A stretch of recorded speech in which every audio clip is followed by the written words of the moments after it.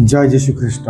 आज कौन आप कौन विषय चिंतित अच्छा जमीती कि भविष्य को लेकिन परिवार को लेकिन विभिन्न प्रकार समस्या को लेकिन जदि उत्तरटी हाँ ताहले आज मेसेज टी आपण प्रिय भाई और भौणी मैंने प्रभु यीशुर मधुरमय नाम आप समस्त को बहुत बहुत स्वागत करुँ।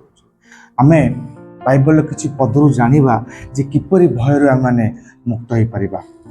जदि जिसाय पुस्तक 41 पर्वर 10 पद पढ़ा लिखा जाऊँगी तुम्हें भय कर नहीं कारण आंबे तुम संगे अच्छु। हालेलुया। एटा परमेश्वर जिसाई कहते तुम डरनी भयभीत हुओनी मु तुम सहित अच्छी। प्रिय भाई भौणी मैंने केतले आमको भय लगी थाए जिते आम जीवन में समस्या आसे दुख आसे ताड़ना आसे जिते आमको भय लगी थाए जिते आमको एकुटिया लगी थाए आम जानूजे मोर आग पछरे कहीं ना केतले आमको भय लगी थाए जिते आम जानू जो समस्या दुख ताड़ना दे कि मुझे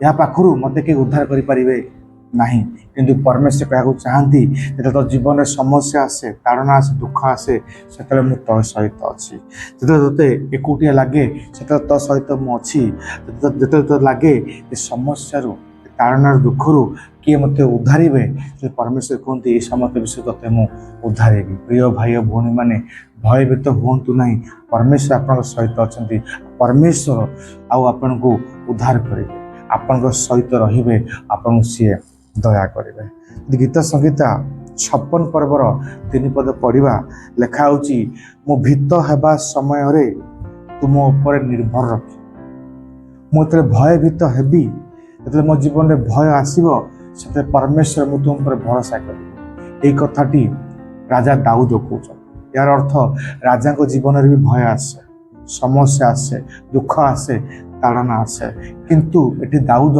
राजा ही जो बुद्धि ज्ञान उपर भरोसा करूना सैन्य लोक भरोसा करूना धन संपत्ति पर भरोसा करूना कारण से जानती जे मु परमेश्वर पर भरोसा कले ही परमेश्वर मत भयरू समस्या दुख ताड़ना ही मत मुक्त करें। प्रिय भाई भौणी मैंने आपन जीवन में भय आसूसी समस्या आसू दुख आसूसी ताड़ना आसूसी आपन क्या को आश्रय भाव में नौ परमेश्वर को निज निज बुद्धि निज ज्ञान को परमेश्वर को लोक को परमेश्वर को धन संपत्ति को कि दाऊद राजा है भी से भय पाई दुख पाई से परमेश्वर पर भय भरोसा करते तो आपने भी दाऊद को तुल्य परमेश्वर पर भरोसा करूँ प्रभु आपन को दया करेंगे। जदि आम गीत संहिता 46 पर्वर 1 पद पढ़ा लिखा परमेश्वर आम आश्रय और बल दुर्दशा काल में अति निकटवर्ती सहाय। हालेलुया। परमेश्वर आम आश्रय अटंते।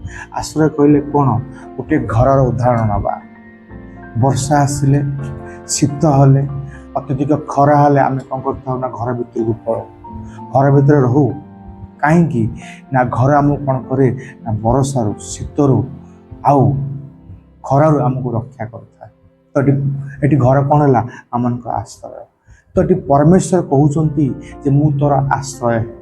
गीत रचक कहते परमेश्वर आम आश्रय है अर्थ आप जीवन भय आसूसी समस्या आसूसी दुख आसूसी ताड़ना आसूसी आप घर भली परमेश्वर निकट को पलांतु ठारे रुहतु परमेश्वर कौन करेंगे से भयरू से दुखरू से ताड़नारू आपन को रक्षा करेंगे। हालेलुया।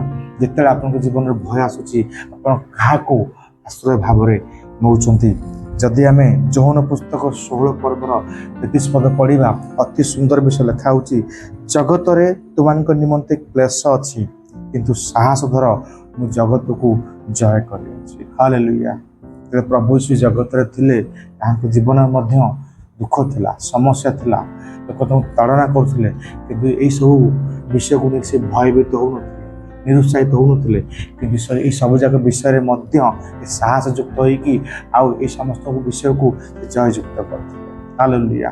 तो प्रभु से जगह कौन कहना चाहती से कहना चाहते यदि मु जययुक्त कर जगत तुम्हें तुम्हें जगत को जययुक्त कर।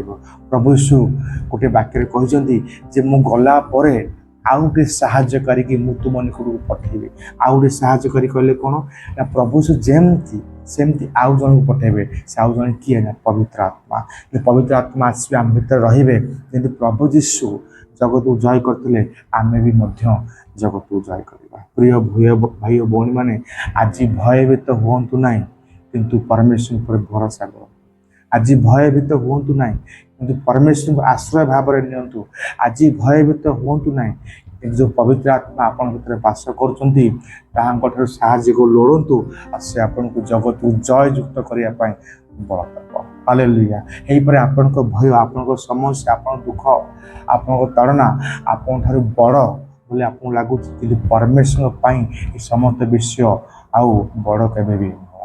ଯଦି ଆଜିର ବାକ୍ୟ ଦ୍ୱାରା ଆପଣ ଆଶୀର୍ବାଦ ହେଇଛନ୍ତି, ତାହେଲେ ଏ ବାକ୍ୟକୁ ଅତି କମ୍ରେ ଜଣକୁ ସେୟାର କରନ୍ତୁ। କମେଣ୍ଟରେ ଲେଖନ୍ତୁ, ମୁଁ ଭୟ କରିବିନି, କିନ୍ତୁ ପରମେଶ୍ୱରଙ୍କ ଉପରେ ଭରସା ରଖିବି। ଆଉ spiritual journey with Holi spirit ଚ୍ୟାନେଲକୁ ସବସ୍କ୍ରାଇବ୍ କରନ୍ତୁ, ଯାହାଦ୍ୱାରା ପରମେଶ୍ୱରଙ୍କ ମହିମା ଆଉ ଗୌରବ ହେଇପାରିବ। ପ୍ରଭୁ ଯୀଶୁ ବହୁଳ ମାତ୍ରାରେ ଆପଣ ସମସ୍ତଙ୍କୁ ଆଶୀର୍ବାଦ କରନ୍ତୁ। ବହୁତ ବହୁତ ଧନ୍ୟବାଦ।